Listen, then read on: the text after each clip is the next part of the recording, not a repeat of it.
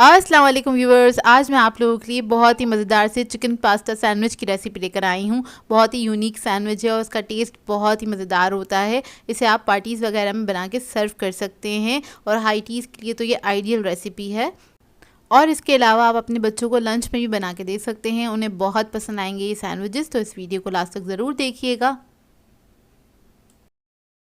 अगर आप मेरे चैनल पर नए हैं तो मेरे चैनल को सब्सक्राइब करें, साथ साथ ऑल नोटिफिकेशन को क्लिक करें। इससे आने वाली मेरी हर नई वीडियो की नोटिफिकेशन आपको सबसे पहले मिलेगी। वीडियो अच्छी लगे तो लाइक एंड शेयर करना ना भूलें। तो चलिए आइए वीडियो स्टार्ट करते हैं। इधर मैंने एक पैन ले लिया है, इसमें ऐड कर दिया है 3 टेबलस्पून के बराबर कुकिंग ऑयल और इसके बाद मैं इसके अंदर ऐड कर दूंगी लहसुन अदरक का पेस्ट 1 टीस्पून के बराबर। इसको हल्का सा फ्राई कर लेंगे।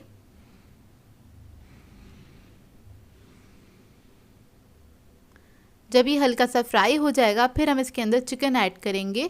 तो इधर मैंने चिकन लिया है 250 ग्राम्स के बराबर, 1 पाव चिकन है। इसको मैंने छोटे छोटे क्यूब्स में कट कर लिया था और इसको हमने फ्राई कर लेना है। इसके साथ कलर चेंज होने तक इसको हम पकाएंगे, 1 मिनट लगेगा इसको कुक होने में।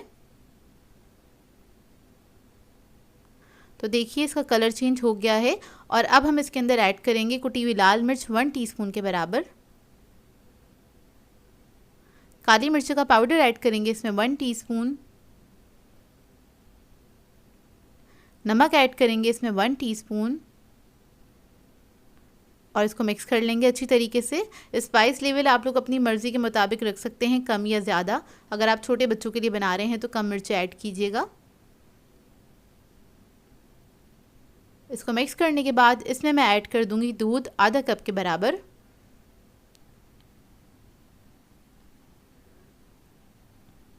और फिर मैं इसके अंदर ऐड करूंगी मस्टर्ड पेस्ट 1 टीस्पून। ये ना हो आपके पास तो मस्टर्ड पाउडर भी ऐड कर सकते हैं। और इधर मैंने ले लिए हैं चीज़ स्लाइसेस, 4 अदद लिए हैं। चेडर चीज़ यूज़ कर रही हूँ येलो वाला, और वो ऐड कर देंगे। इसको मिक्स करेंगे अच्छी तरीके से।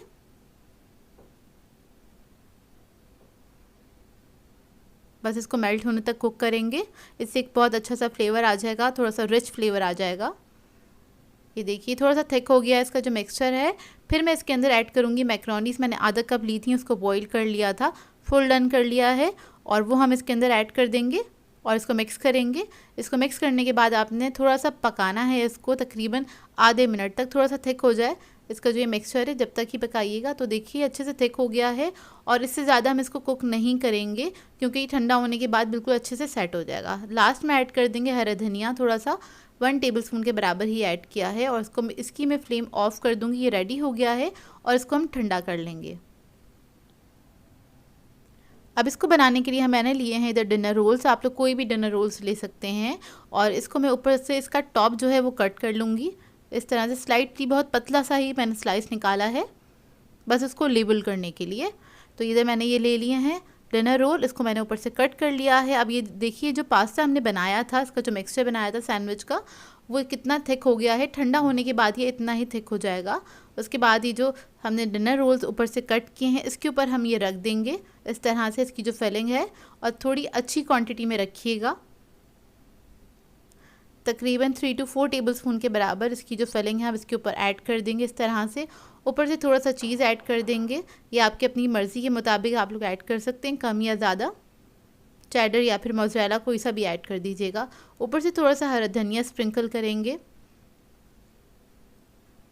थोड़ी सी कुटी हुई मिर्चें ऐड करेंगे इसके ऊपर और थोड़ा सा हम ऐड करेंगे इसके ऊपर ऑरिगेनो।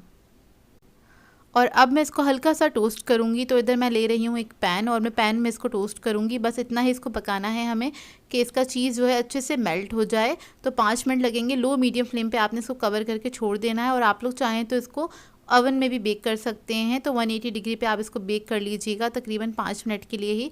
बस चीज़ इसका मेल्ट हो जाए और ब्रेड जो है थोड़ी सी क्रिस्पी हो जाए इसकी, जो खाने में बेहद मज़ेदार लगती है। तो देखिए रेडी हो गए हैं। अब इसको हम सर्व कर लेंगे और ये पार्टीज़ के लिए, हाई टीज़ के लिए आइडियल रेसिपी है। आप लोग इसको ट्राई ज़रूर कीजिएगा और अपना फीडबैक ज़रूर दीजिएगा। आप चाहें तो इसी तरह से फुल सर्व कर सकते हैं या फिर चाहें तो इसको कट करके भी सर्व कर सकते हैं। सो व्यूअर्स, अगर आप लोगों को मेरी रेसिपीज़ अच्छी लगती हैं तो मेरे चैनल को सब्सक्राइब करें, लाइक करें, कमेंट ज़रूर किया करें, शेयर भी ज़रूर किया करें अपने फ्रेंड्स के साथ, फैमिली के साथ। तो मुझे अपनी दुआओं में याद रखिएगा। अल्लाह हाफ़िज़।